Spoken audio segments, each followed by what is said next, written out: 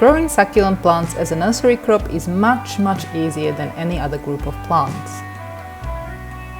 They propagate well, mature fast, and are tolerant of harsh conditions. But even they need a bit of special care to look fabulous and sellable. In this video, we'll have a look at how I grow plants for my small nursery fern farm plants.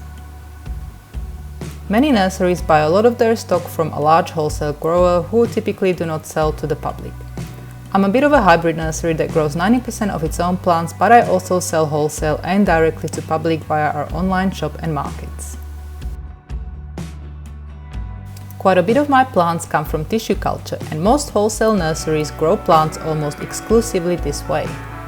Tissue culture is produced in laboratories under sterile conditions and uses small parts of a plant to grow new plants.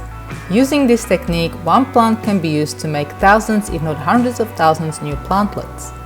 But it is quite a bit more complicated and would need a whole new video to explain the process. Tissue culture plants have lots of advantages. They are quite cheap to buy, are 100% disease and pest free, and an exact clone of the mother plant. They also produce lovely uniform plants. I have seen some hate against tissue culture plants, suggesting they are somewhat inferior to conventionally grown plants. In my experience as a grower that produces both ways, tissue culture grows just as well as any of my other plants. I particularly love that I can make trays like this and grow new varieties relatively fast without first waiting for the mother plant to get big enough and then propagate and then wait for the pups and leaves to grow. Without tissue culture, growing new varieties would definitely be loads harder, more time consuming and expensive for the customer. I also grow succulents the conventional way through cuttings. This method works well too, but to get enough cuttings I need quite a few big succulents to take the cuttings from. After over a decade of growing succulents commercially, I do have quite a few large mother plants, but they need constant upkeep to look and grow enough cutting material. And there can never be just one. I need at least 10 depending on the variety to be able to propagate a meaningful number. Another way I grow succulents is from leaves. Not all succulents propagate well from leaves, but most do if you do it during the right time. To get a head start, I start pulling leaves off in early spring and continue until mid-summer. Most succulents do very little growing over winter, and I want my leaf babies to have strong enough root system to get through the cold months. Once the leaf babies have roots, they get planted out in large trays and are left to grow.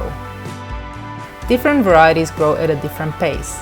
Some may take nearly a year to reach a decent size, while others do it in half the time. All my succulents, whether they are tissue culture, cuttings, leaves or repots, get planted in our wonderful succulent potting mix.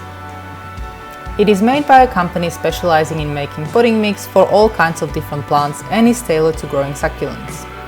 It makes a massive difference to what succulents look like, and I don't think I could do without it. Because my nursery is very small, I mostly sell plugs or small succulents. This way I can grow tens of thousands of succulents at any given time. Large nurseries would laugh at this number though. I prefer selling them small anyway, as they travel better in the mail and, in this cost of living crisis, are a bit more affordable. Any small succulents that don't sell or overgrow the plug trays are repotted into bigger pots and sold at the markets. Some I keep to be stock plants to take cuttings and leaves from. In spring and summer, I pretty much propagate and repot every single day in order to have enough stock to last me through autumn and winter.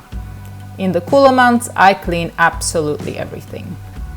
The setup of my nursery is quite basic too. I have 3 greenhouses and the rest is grown outside, so the plants are super hardy. The outside growing area has a retractable 30% shade cloth so I can protect my plants from extreme sun, light frost and hail. Apparently snakes also like the bright shade. This noodle is non-venomous tree snake that hunts frogs living around the nursery. And that is pretty much it in a nutshell. I hope you liked this video, and if you have any questions, leave a comment below and I'll do my best to answer. If you'd like to learn more about succulents, hit the subscribe button or visit our website succulentgrowingtips.com. Thank you very much for watching.